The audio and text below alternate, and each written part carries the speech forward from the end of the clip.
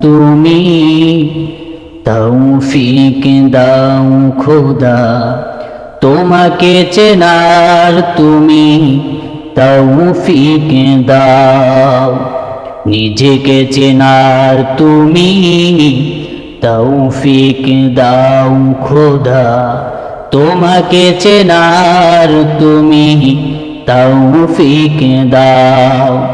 আলোয় দীপ্ত করো নয়ন আমার, আলোয় দীপ্ত করো নয়ন আমার, ভোরের বিভাই ভরো এমন আমার, ভোরের বিভাই ভরো এমন আমার। তব অচেনার যত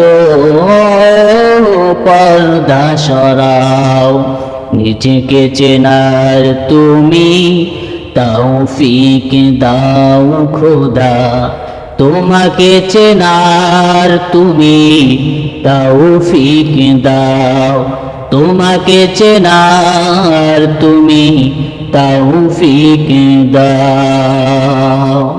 আলহামদুলিল্লাহ, আল্লাহ তাআলার দরবারে লাখো কোটি শুকরিয়া যে মহান রব্বুল আলামিন আপনাকে আমাকে হাজারো ব্যস্ততাকে ফেলে রেখে আল্লাহর ঘর মসজিদ, এই মসজিদকে বলা হয়েছে পৃথিবীর মধ্যে সর্বোত্তম জায়গা হলো মসজিদ, আর পৃথিবীর সবচেয়ে নিম্ন জায়গা সেটা হলো বাজার। আল্লাহ পাক রব্বুল আলামিন আপনাকে আমাকে সবচেয়ে পৃথিবীর মধ্যে নিকৃষ্ট জায়গা থেকে সবচেয়ে উৎকৃষ্ট জায়গায় যে মহান মনিব আপনাকে আমাকে নিয়ে আসছেন, সেজন্য দিল থেকে জবান ছেড়ে শুকরিয়া আদায় করি, বলি আলহামদুলিল্লাহ। শুরু লগ্নে আমি জিজ্ঞাসা করে নিতে চাই, আপনারা সকলে কেমন আছেন? আওয়াজটা মনে হচ্ছে আমার উপর মনে হয় রাগ আছে আপনাদের। রাগ নাই, তবে আওয়াজটা কেন এত কম? আবারও আমি জিজ্ঞাসা করে নিতে চাচ্ছি, আপনারা সকলে কেমন আছেন? আলহামদুলিল্লাহ, আল্লাহ তাআলার মেহেরবানিতে এবং আপনাদের দোয়ায় আমিও ভালো আছি। আমি শুরু লগ্নে একটা কথা বলতে চাই। আজকে এমন হয়ে গিয়েছে, আজকে আমাদের অবস্থা এরকম, আমরা যে কোরআনের কথা বলবো, এখন কিসের কথা বলবো? কোরআনের কথা। এখন কিসের কথা বলবো? হাদিসের কথা। তো আমাদের অবস্থাটা এইরকম যে আজ আমরা কোরআনের কথা শুনি, কোরআনের কথা উলামায়ে কেরাম বলে, কিন্তু আজকে এই কোরআনের কথাগুলোর আমরা দাম দেই না। কেন? এর একটাই আমাদের সমস্যা, একটাই আমাদের গাফলাতি, সেটা হলো এই কোরআনের যে পরিচয় আছে, এই কোরআনের পরিচয়টাই আমরা ভুলে গিয়েছি। কথা বলেন ঠিক কিনা? কোরআনের পরিচয় যখন মানুষ ভুলে যাবে, তখন মানুষেরা খারাপ কাজ করবে, কিন্তু তারা এই মনে করবে যে আমি খারাপ কাজটাই কেমন যেন আমি ভালো কাজ করছি। ও এই খারাপ কাজটাকে কখনো এইটা সে ভাববেই না, মনেই করবে না যে আমি কোন খারাপ কাজ করছি। তো আজকে আমরা কোরআনের পরিচয় না জানার কারণে আজকে আমাদের অবস্থাটাই এই। আজ আমি কোরআনের বিপক্ষে কাজ করি, সুদ খাই, ঘুষ খাই, জিনা করি, ব্যভিচার করি। আমরা হক কথা যখন উলামায়ে কেরামরা বলি, তখন আমাদের মাহফিলগুলোকে বন্ধ করে দেওয়া হয়। আমরা যখন হক কথা মেম্বারে বসে বলি, মেম্বারের খতিবগিরি ছুটে যায়। কিন্তু একটাই কথা মনে রাখতে হবে, এই সব কিছুর পিছনে হলো কোরআনের পরিচয় আজকে আমার হৃদয় থেকে ভুলে যাওয়ার কারণে আজকে আমাদের অবস্থাটা এই। কথা বলেন ঠিক কিনা? কিন্তু এই কোরআনের পরিচয়টা যখন আমি আপনি জানবো, তখন একটা ক্লিয়ার কথা আমি বলি, তখন আপনারা এই কোরআনের আলোচনা শুনতে আরো আগ্রহী হবেন। কোরআনের আলোচনা যখন করবে উলামায়ে কেরাম, কোরআনের আলোচনা যখন করবে খতিব সাহেব, খতিব সাহেব বিরুদ্ধাচরণ করবেন না। উলামায়ে কেরাম স্টেজে যখন বয়ান করবে, উলামায়ে কেরামের বিরুদ্ধাচরণ করবেন, মাহফিল বন্ধ করবেন না। তো আমাদের অবস্থাটা এইরকম যে আজকে আমরা পরিচয়টা ভুলে গিয়েছি। সেজন্য কোরআনের পরিচয়টা জানার প্রয়োজন আছে না নাই? আজকে একটু আমরা জানবো কোরআনের পরিচয়। সংক্ষেপে একটু কোরআনের পরিচয় জানতে চান? আমরা এই কোরআনকে আজকে একটু প্রশ্ন করি, হে কোরআন, আমরা যে তোমাকে মানবো আমার নিজের ব্যক্তিগত জীবনে, আমার পারিবারিক জীবনে, আমি যে তোমাকে মানবো আমার সামাজিক জীবনে, আমি যে তোমাকে মানবো আমার রাষ্ট্রীয় জীবনে, আমি যে তোমাকে মানবো আমার আন্তর্জাতিক জীবনে, আমি যে তোমাকে মানবো, আমরা রান্নাঘর থেকে পার্লামেন্ট পর্যন্ত। হে কোরআন, তুমি বলে দাও তোমার আসল পরিচয়টা কি? কোরআনের কাছ থেকে আজকে প্রশ্ন করব। কোরআনের কাছে যদি আজকে আমি যদি প্রশ্ন করি, কোরআন কি জবাব দেয় একটু খেয়াল করে শুনবেন। কোরআনের কাছে প্রশ্ন করি, হে কোরআন, হে কোরআন, আমাদের তো একটা নির্ধারিত একটা বাণী আছে, নির্ধারিত একটা ভাষা আছে। ও কোরআন, তুমি একটু আমাকে বলো তোমার বাড়ি কই, তোমার বাড়ি কই? আমরা যদি কোরআনকে এই প্রশ্ন করি, ও কোরআন তোমার বাড়ি কই, কোরআন কত সুন্দর করে বলে, بل هو قرآن مجيد في لوح محفوظ।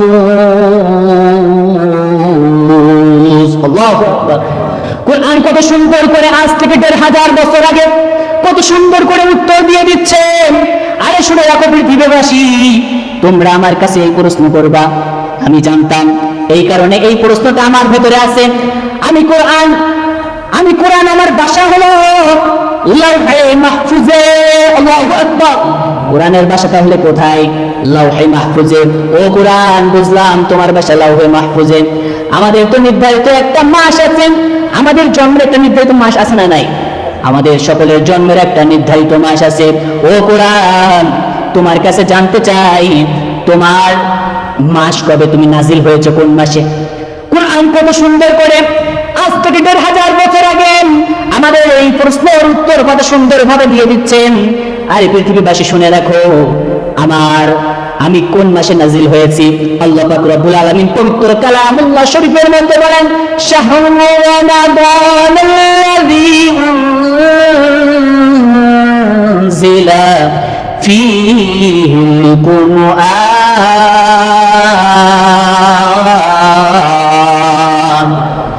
কোরআন কত সুন্দর ভাবে আজ থেকে ১৫০০ বছর আগে উত্তরটা দিয়ে দিচ্ছেন। শুনে রাখুন, আমি কোরআন কোন মাসে নাজিল হয়েছি। আমি কোরআন, তোমরা যেরকম ভাবে তোমাদের জন্মের একটা নির্দিষ্ট একটি মাস আছে, নির্দিষ্ট একটি মাস আছে, শুনে রাখো আমি কোরআন আমার নির্দিষ্ট একটি মাস, আমি যেই মাসে আমি নাজিল হয়েছি সেইটা হলো রমজান মাস। আল্লাহু আকবার। রমজান মাসে কোরআন শরীফ নাজিল হয়েছে। এবার আমরা প্রশ্ন করি, ও কোরআন, তোমার কাছে জানতে চাই, তুমি যে রমজান মাসে নাজিল হয়েছো, এখন কোরআন কত সুন্দর ভাবে আমার নবী সাল্লাল্লাহু আলাইহি ওয়াসাল্লাম হাদিস শরীফের মধ্যে বলেন, শুনে রাখো এই কোরআন নাজিল হয়েছে সবচেয়ে রমজানের মধ্যে 12টা মাসের মধ্যে, 12টা মাসের মধ্যে একটা মাস হলো সর্বোত্তম, সেই মাসটার নাম কি? রমজান। আর এই রমজান মাসের মধ্যে এমন একটা দিন আছে, যেই দিনের মধ্যে কোন মানুষ যদি আল্লাহ তাআলার কদমে যদি সারাটা রাত যদি সিজদা করে, সারাটা রাত যদি আল্লাহ তাআলার কদমে যদি লুটিয়ে পড়ে, আল্লাহ পাক রব্বুল আলামিনের প্রিয় হাবিব বলেন, এই সারাটা রাত সে ইবাদত বন্দি করলো, শুনে রাখো এটা 1000 মাসের থেকে তার ইবাদত হলো। আল্লাহ, আমি রাসূল সাল্লাল্লাহু আলাইহি ওয়াসাল্লাম বলে দিচ্ছি, এটা 1000 মাসের থেকে উত্তম। আল্লাহু আকবার। এই মাসেই, এই শবে কদরের রাতেই এই কোরআন নাজিল হয়েছে। সুতরাং তাহলে এবার আমরা কোরআনের কাছে 3টা প্রশ্ন জেনে নিলাম। 1 নম্বর, কোরআনের কাছে জানলাম তোমার ভাষা কোথায়। 2 নম্বর, কোরআনের কাছে জানলাম তুমি কোন মাসে নাজিল হয়েছো। 3 নম্বর, আমরা জেনে নিলাম কোরআনের কাছ থেকে যে রমজান মাসের সবচেয়ে উত্তম দিনে সে নাজিল হয়েছে। এবার আমরা কোরআনের কাছ থেকে জেনে নিই, ও কোরআন, তোমার মধ্যে কি কোনো সন্দেহ আছে? তোমার এই পৃথিবীর মধ্যে আসার কারণটা কি? কোরআন একটু তুমি বলে দাও। কোরআন কত সুন্দরভাবে আল্লাহ সুবহানাহু ওয়া তাআলা পবিত্র কালামুল্লাহ শরীফের মধ্যে অনেকটি সূরা, অনেক সূরা নাযিল করেছেন। তার মধ্যে সবচেয়ে বৃহত্তম সূরা হলো সূরা বাকারা। সূরা বাকারার মধ্যে আল্লাহ সুবহানাহু ওয়া তাআলা বলেন, আলিফ লাম মিম যালিকাল কিতাবু লা রাইবা ফীহি হুদাল লিল মুত্তাকিন। আল্লাহ পাক রব্বুল আলামিন এই কোরআনকে কত সুন্দরভাবে আল্লাহ পাক রব্বুল আলামিন কোরআনের মধ্যে সবকিছু আল্লাহ পাক রব্বুল আলামিন জানিয়ে দিয়েছেন, যাতে করে পৃথিবীর মানুষ যেন আমার কোরআনকে যেন অবজ্ঞা না করতে পারে, কোরআনকে যেন অস্বীকার না করতে পারে। কোরআন কত সুন্দরভাবে জবাব দিচ্ছে, যালিকাল কিতাবু লা রাইবা ফীহি, এটা এমন একটি কিতাব যার মধ্যে কোনো সন্দেহের অবকাশ মাত্র নাই। আল্লাহু আকবার। এই কোরআনের মধ্যে কোনো সন্দেহের অবকাশ আছে? নাই। কোনো আমরা যে সমস্ত বই পড়ি, এই বইয়ের মধ্যে শুরুতে বা লাস্টে লেখা থাকে যে এই বইয়ের মধ্যে আমি অনেক কিছু লিখেছি, তার মধ্যে ভুল ত্রুটি হতে পারে, সেগুলো ক্ষমার দৃষ্টিতে দেখেন, লিখে কিনা। তো এই কোরআন, এটাই এমন একটা কোরআন যার মধ্যে কোনো সন্দেহ নাই। আল্লাহ পাক বলেন পবিত্র কালামুল্লাহ শরীফের মধ্যে, এটা এমন একটা কিতাব আমি যে পৃথিবীর মধ্যে নাযিল করেছি, এই কোরআনের মধ্যে কোনো সন্দেহের কোনো অবকাশ মাত্র নেই। আল্লাহু আকবার। আল্লাহ পাক রব্বুল আলামিন কত সুন্দরভাবে জানিয়ে দিলেন, শুনে রাখো, পৃথিবীর মানুষ কিতাব লিখে, কিন্তু তার মধ্যে ভুল হওয়ার অবকাশ থাকে। কিন্তু আমি এমন একটা কিতাব এই জমিনের মধ্যে নাযিল করে দিচ্ছি, যেই কিতাবের মধ্যে কোনো সন্দেহের অবকাশ নাই। এখন কোরআনের কাছে প্রশ্ন করি, ও কোরআন, তুমি একটু আমাদেরকে বলে দাও, তুমি এই জমিনে কেন নাযিল হয়েছো? জানার প্রয়োজন আছে না নাই? কেন নাযিল হয়েছে? কোরআন কত সুন্দরভাবে উত্তর দিচ্ছে, শুনে এখন, হুদাল লিল মুত্তাকিন। আল্লাহু আকবার। কোরআন কত সুন্দরভাবে বলে দিচ্ছে আমি হলো হেদায়েত স্বরূপ। সমস্ত মানুষেরা জান্নাতের পথ থেকে জাহান্নামের পথের দিকে চলে যাচ্ছে, যারা সৎ পথ থেকে খারাপ পথের দিকে চলে যাচ্ছে, ওই সমস্ত মানুষদেরকে জাহান্নামের পথ থেকে জান্নাতের পথে নিয়ে আসার জন্য, খারাপ পথ থেকে সৎ পথে নিয়ে আসার জন্য আমি কোরআন নাযিল হয়েছি। সুবহানাল্লাহ। তাহলে নাযিল হওয়ার কারণ কি? আমাদেরকে সৎ পথে নিয়ে আসার জন্য, আমাদেরকে সঠিক পথের দিশা দেওয়ার জন্য কোরআন নাযিল হয়েছে। এবার আমরা কোরআনকে প্রশ্ন করলাম, আমরা এই বিষয়গুলো জেনে, তাহলে আমরা এখান থেকে বুঝতে পারলাম কোরআনের মধ্যে কোনো সন্দেহ আসছে? সন্দেহ নাই। কোরআনের মধ্যে যেমন সন্দেহ নাই, এই কোরআন যার উপর নাযিল হয়েছে, আমরা কি তাকে সন্দেহ করব? আমরা কি নবীর প্রতি সন্দেহ করি? নবীর প্রতি সন্দেহ যদি করি, আমার ঈমান থাকবে? ঈমান থাকবে না। আমি নবীর উপর সন্দেহ করি না। নবীর উপর যে ব্যক্তি সন্দেহ করবে, তার ঈমান থাকবে না। সুতরাং জেনে রাখেন, সেই নবীর আদর্শ যদি আপনার আমার জীবনে যদি বাস্তবায়িত করতে পারি, সেই নবীর আদর্শকে যদি আমার ব্যক্তিগত জীবনে যদি আমি সেট করতে পারি, সেই নবীর আদর্শকে যদি আমার পারিবারিক জীবনে যদি আমি সেট করতে পারি, সেই নবীর আদর্শকে যদি আমার সামাজিক জীবনে সেট করতে পারি, সেই নবীর আদর্শকে যদি আমার রাষ্ট্রীয় জীবনে সেট করতে পারি, সেই নবীর আদর্শকে যদি আমার আন্তর্জাতিক জীবন যদি সেট করতে পারি, সেই নবীর আদর্শকে যদি আমার রান্নাঘর থেকে পার্লামেন্ট পর্যন্ত সেট করতে পারি, এই সমাজ নষ্ট হতে পারে না। এই সমাজের মধ্যে আজকে যে নষ্টমি দেখতেছেন, এই নষ্টমি কিছুই হবে না। আল্লাহ পাক রব্বুল আলামিন পবিত্র কালামুল্লাহ শরীফের সূরা আনফালের 2 নম্বর আয়াতের মধ্যে বলেন, ইন্নামাল মুমিনুনা আল্লাযীনা ইযা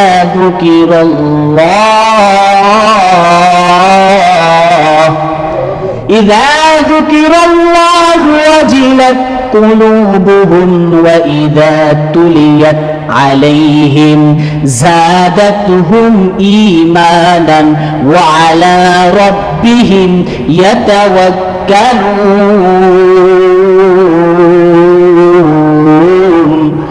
আল্লাহ পাক রব্বুল আলামিন পবিত্র কালামুল্লাহ শরীফের মধ্যে জানিয়ে দিলেন, আরে দুনিয়ার মানুষ কোরআনের আলোচনা ওলামায়ে কেরাম করেন, কোরআনের আলোচনা খতিব সাহেবরা করে। এখন কোরআনের আলোচনা করার কারণে তুমি খতিবগিরি থেকে ছুটিয়ে দাও, খতিবগিরিটাকে মসজিদ থেকে তুমি বিদায় করে দাও। কোরআনের কথা ময়দানে বলার কারণে মাহফিলগুলোকে বন্ধ করে দাও। কোরআনের কথা ময়দানে বলার কারণে রাস্তায় তাকে অ্যাটাক করে তাকে বিভিন্ন ভাবে হয়রানির শিকার করো। শুনে রাখো, আমি আল্লাহ পাক রব্বুল আলামিন এই কোরআনকে নাযিল করেছি। এই কোরআন যাদের অন্তরের মধ্যে ভীত সন্ত্রস্ত হবে, তারাই হলো ঈমানদার। কিন্তু যদি এই কোরআনের কথা শোনার কারণে, কোরআনের কথা বলার কারণে আপনার অন্তরের মধ্যে সমস্যা হয়, বুঝতে হবে আপনার ঈমানের ঘাটতি আছে। কথা বলেন ঠিক কিনা? আল্লাহ পাক রব্বুল আলামিন এই আয়াতের মধ্যে বলেন, ইন্নামাল মুমিনুন, নিশ্চয়ই মুমিন তারা, ইন্নামাল মুমিনুন, নিশ্চয়ই মুমিন তারা, আল্লাযীনা যারা ইযা যুকিরাল্লাহ, যখন আল্লাহ তাআলার আলোচনা করা হয়, আল্লাহ তাআলার কথা বলা হয়, আল্লাহ তাআলার যখন জিকির করা হয়, ওয়াজিলাত কুলুবুহুম, তাদের অন্তর ভীত সঞ্চরস্ত হয়, তারা তাদের অন্তরের মধ্যে ভয় কম্পিত হয়, তারা কম্পিত হয়ে ওঠে।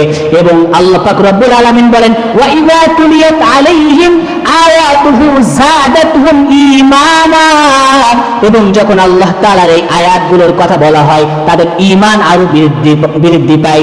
এবং আল্লাহ পাক রব্বুল আলামিন এর পরবর্তী আয়াতের মধ্যে এর পরবর্তীতে বলেন ওয়া আলা রাব্বিহিম ইয়াতাওয়াক্কালুন, এবং আল্লাহ তাআলার উপরে এই ঈমান তাদের বৃদ্ধি পায় এবং তারা আল্লাহ তাআলার উপর তাওয়াক্কুল করতে থাকে।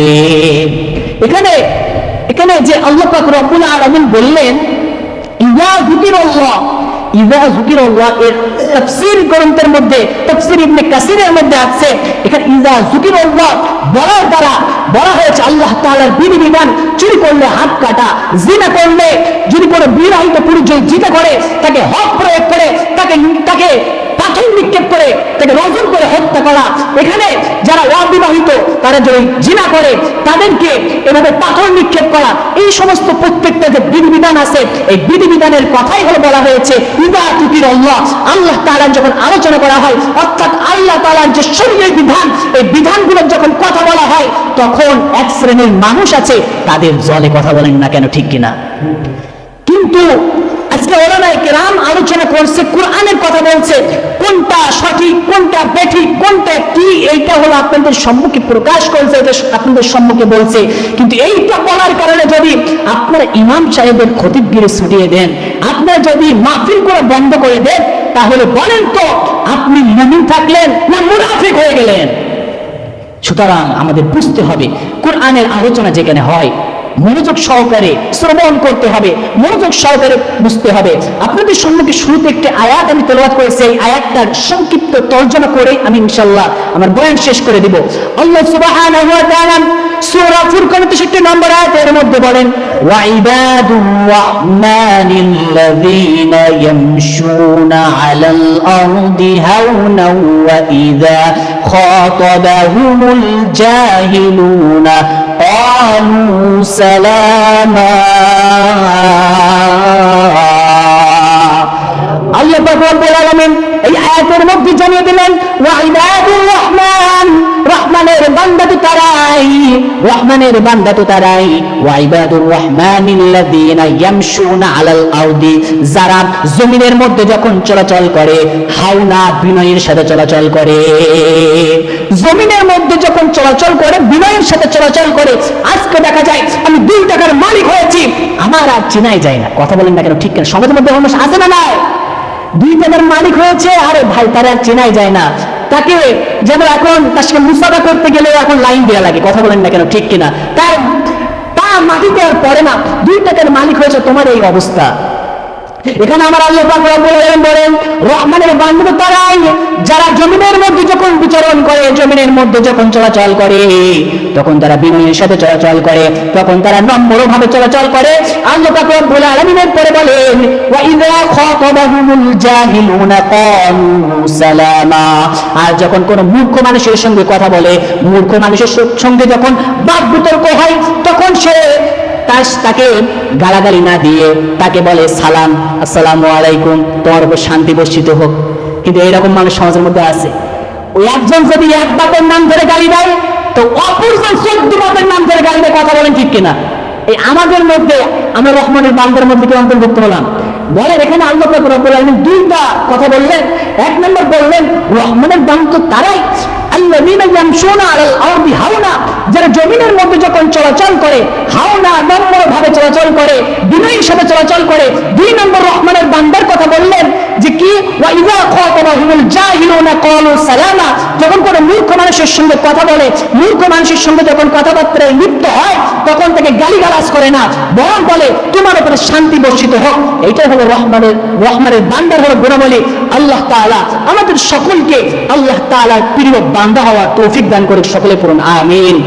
আমার কথার মাঝে যদি কোনো ভুল ভ্রান্তি হয়ে থাকে আমাকে মাফ করে দিবেন।